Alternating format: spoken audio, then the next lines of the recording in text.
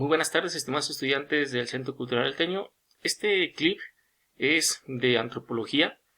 Recordemos que durante esta etapa de formación a distancia, pues se nos ha propuesto seguir con el curso y para ello, en este tercer bloque en antropología, nos tocaría ver la antropología de la posguerra y las preguntas por la búsqueda del sentido.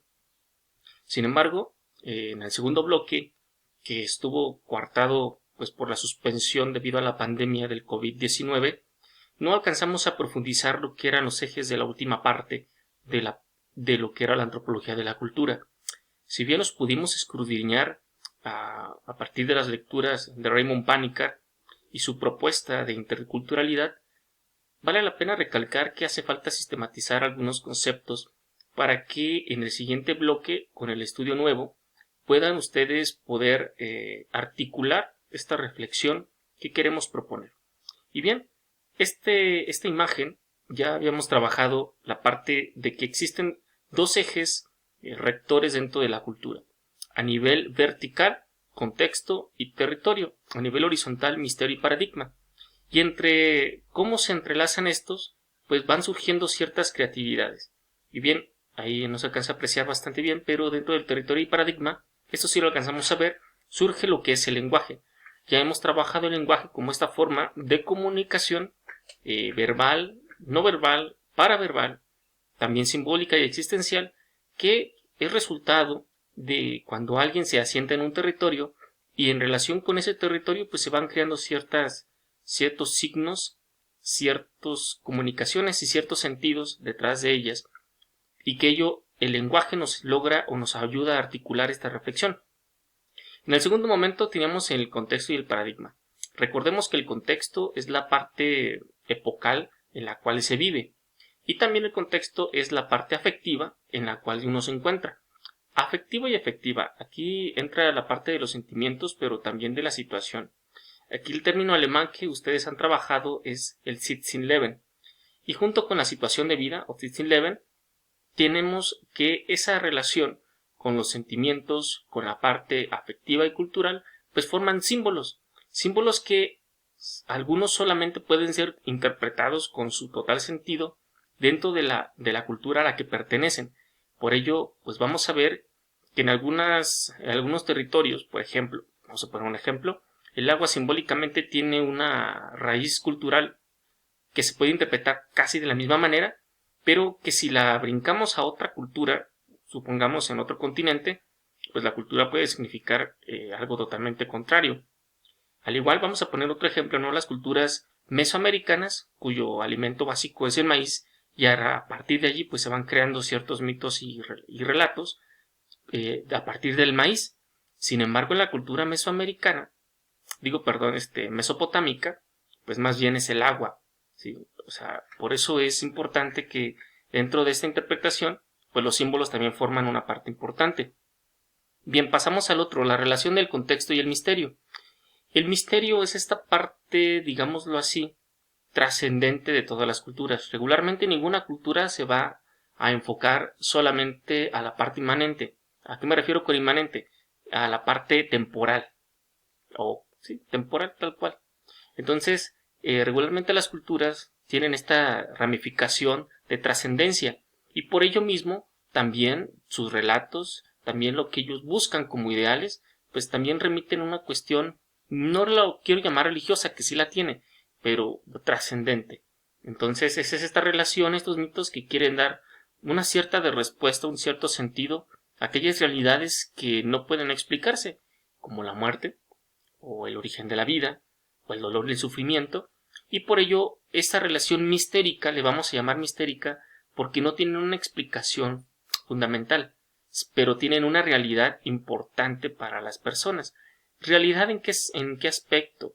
En que forman parte del universo de sentido de las personas que lo invocan o que creen en ello. Por eso mismo, eso van dando creencias. Voy a poner un ejemplo de una creencia bastante infantil, ¿no? Pero el hecho de que te tendrías que ir a dormir temprano porque si no te iban a comer o te iba a salir el coco que espantan en la noche. ¿Por qué surge esa creencia? Bueno, porque la noche está relacionada con con peligro, con cosas que uno puede crear en la mente o que pueden atentar a tu vida. Entonces, para que los chicos o los niños no se salieran en la noche, y si también una forma de mantenerlos es pues inculcarles ese temor, si queremos llamarle así, a la oscuridad. Y no tanto inculcar temor, sino que era una realidad que para ellos les servía para explicar algo mistérico, que es lo desconocido, ¿no? Para decir, esto a lo largo del desarrollo cultural, pues se van dando diferentes perspectivas, pero que van generando en una cierta población o poblaciones, pues una forma de identidad. Sus relatos, su contexto, sus comidas, todo eso va generando una cultura. Y lo último, que es el misterio y el territorio, que digamos es la cereza del pastel, el mito o el relato. A veces tenemos la idea de que el mito es una creación literaria, si es lo es, pero que es mentira, y no. El mito no es una explicación científica, es un relato en el cual se busca remitir o expresar todo lo que es una cultura, pero a través de símbolos y signos, y por eso hacen relatos. Si el relato, por ejemplo, de la cultura griega, por ejemplo, el mito de Sísifo, ¿no? Que roba el fuego, se los da al hombre, y una forma de castigo es que cargue la piedra todos los días eternamente. No significa que eso sea real, simplemente quiere reflejar una concepción de historia o de vida de ese momento, que es un tipo de tiempo cíclico que se repite todo, estamos condenados a repetirlo. Eso es la cultura griega.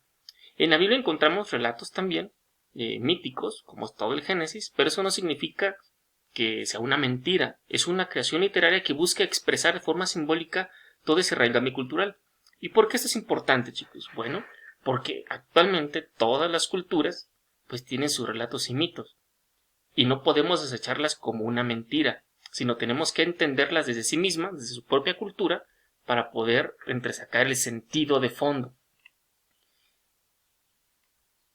¿Por qué es importante esto, chicos? Bueno, durante toda la historia existen relatos etiológicos, y quise tomar esta parte en primer momento porque un relato etiológico, como bien lo dice, son aquellos que buscan explicar el origen de un pueblo. Para esto no significa que primero se hace el relato y luego se forma el pueblo, no. El pueblo ya está formado, el pueblo ya tiene sus valores, tiene sus ideales, tiene su territorio, tiene su lenguaje, tiene su universo simbólico, y lo que hace es, para que no pase en la historia desapercibida, como simplemente un conjunto de seres humanos que fueron obligados a vivir en comunidad para sobrevivir, ellos tienen que buscarle un sentido más alto a su existencia y a su pertenencia. Por eso crean relatos etiológicos. Uno de ellos, por ejemplo, en México, tenemos el relato de la fundación de Tenochtitlán, como el águila devorando una serpiente sobre un nopal en medio de un lago. Bien, ¿realmente sucedió así? Hay muchas posibilidades de que no haya sido así, pero ese es el relato fundacional de lo que conocemos como Tenochtitlan. Y Tenochtitlan para nosotros pues es de esta forma de identidad antropológica, es decir, de nuestra raíz fundamental como indígenas. Por eso, todas las culturas, la mayoría, tienen relatos etiológicos. Son relatos míticos, no son una explicación científica, pero tampoco los tenemos que menospreciar, porque dentro de ese relato va empapado lo que son los valores de esa cultura. Y a veces podemos correr el riesgo de minusvalorarlo como un relato, o un cuento, mejor lo dicho, y podemos herir la susceptibilidad y toda la riqueza cultural que está de fondo. Por eso en un relato etiológico, chicos, todos tenemos. Uno de ellos es el Génesis para el relato judío y también para nosotros los católicos, así también para los musulmanes, así también está el libro del Popol Vuh aquí en Mesoamérica. O sea, nada más para que no nos cerremos pues a un cierto tipo de relatos, sino ampliemos también el horizonte de nuestro conocimiento al respecto. Ahora bien, esta es la parte de que quería hablar, porque esto tiene que ver directamente con el bloque que vamos a ver, que es antropología de la posguerra. Y entonces una de las grandes preguntas del bloque número 3 es, bueno, ¿y por qué se da la guerra? Y para esto tendremos que encontrar, bueno, ¿por qué entonces hay rivalidad en vez de comunión? Y mucho lo vamos a encontrar en esta parte que ustedes ya han trabajado con Raymond Panikkar en su lectura. Cultura y culturalidad.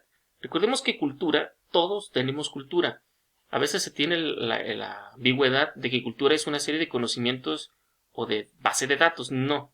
Cultura es todo aquello que le da sentido a nuestro actuar, a nuestro pensar, a nuestro lenguaje, con lo cual hemos crecido.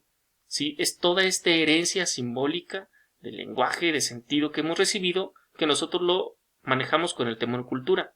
¿Sale? Por eso cultura es lo que yo vivo, de lo que yo soy, en mi contexto donde se vive ello.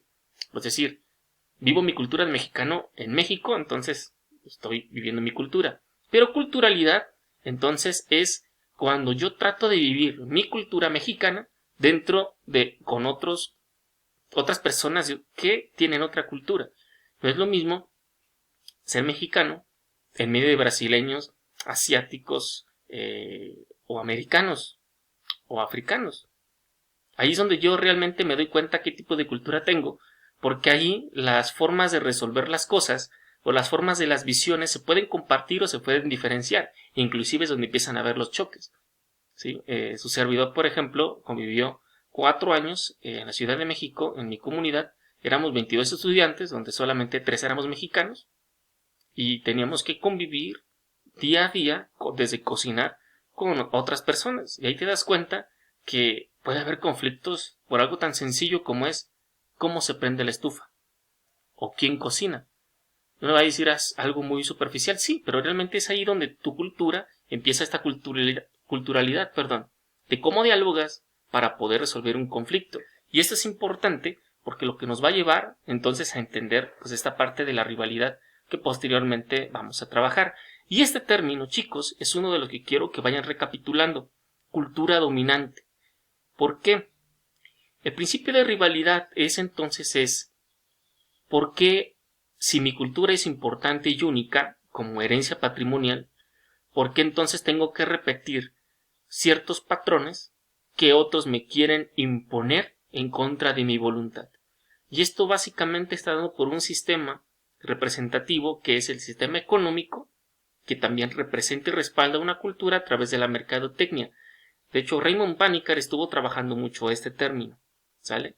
Que ahorita vamos a seguir trabajando porque ya estoy viendo que se me está llevando el tiempo límite para poder cerrar el video. Por lo tanto, ahorita vamos a retomar el término cultura dominante. Con esos videos lo que quiero es poder recapitular los conceptos que faltaron o reafirmar los conceptos vistos para poder trabajar el tema nuevo que tenemos que ver, ¿sale?